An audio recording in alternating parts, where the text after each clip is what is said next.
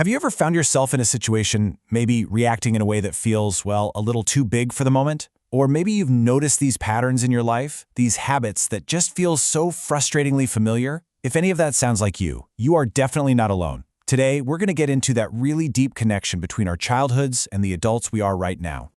So let's just dive right into the big question, right? Why does our past have such a powerful, almost magnetic hold on us? I think really getting this is the absolute first step toward making any kind of real change. So let's unpack it. All right, so this first section, it really gets to the heart of a struggle that is so incredibly common. We all want to grow, right? We want to move on. But sometimes it just feels like we're tied to a past that we can't quite shake off. And that feeling of being stuck, it's a deeply human thing. On one hand, we're consciously reaching for freedom. But on the other, our subconscious might be busy replaying old tapes, reacting from old wounds. If that's hitting home for you, just know it's a very, very real challenge. So you have to wonder, where do these patterns even begin? How do they get started? Well, a lot of the time, the roots go back even further than we think, sometimes long before we were even born. We can think of it as a kind of generational inheritance. And that brings us to this really key idea, multigenerational patterns. Now, this is so important. This isn't about blame. It's not pointing fingers. It's really about understanding a cycle. One generation learns how to cope and survive, and then, completely without meaning to, they pass those same coping strategies down to the next generation. You know, you can really break this whole cycle down into 3 pretty simple steps. First, our parents have their own stuff, their own limitations. Second, as kids, our number one job is to adapt to that environment. And third, as adults, those adaptations just become our automatic settings, and we end up passing them along. It's this powerful and often totally invisible loop.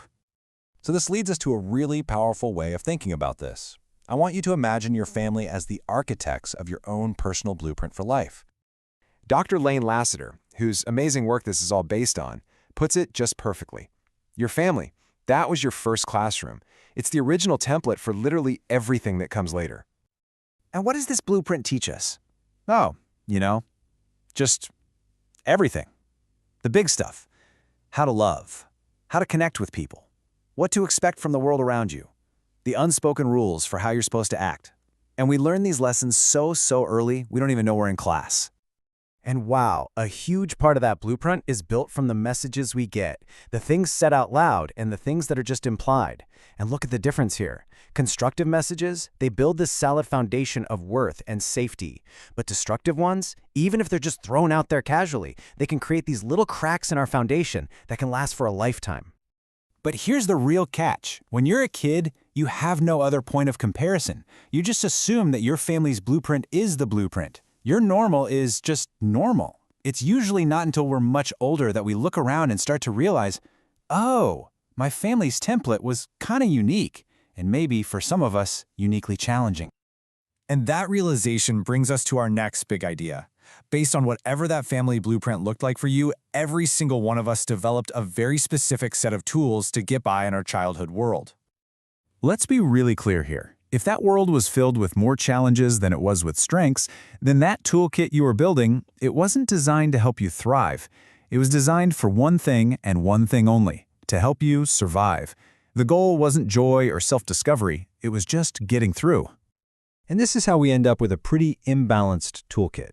For example, you might have become an absolute expert at taking responsibility for everyone else, but you never really learned how to talk about your own feelings. Or maybe you learned how to work, but the idea of just relaxing and playing, it feels totally foreign. Sound familiar? So here's the crucial link. That toolkit you built as a kid is the one you automatically carried with you into your adult life. And that means it either set you up really well, or maybe left you feeling pretty poorly equipped for all the challenges that being a grown-up throws at you.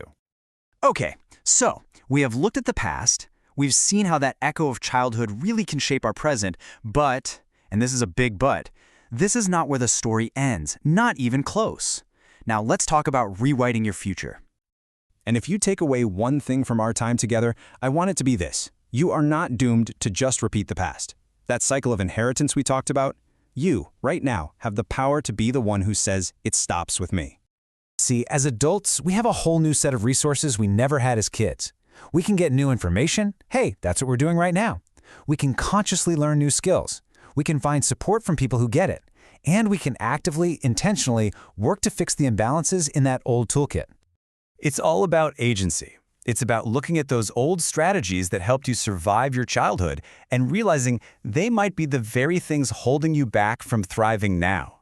You have the power to look at those strategies, thank them for getting you this far, and then respectfully choose new ones. And that really brings us to our final thought for today.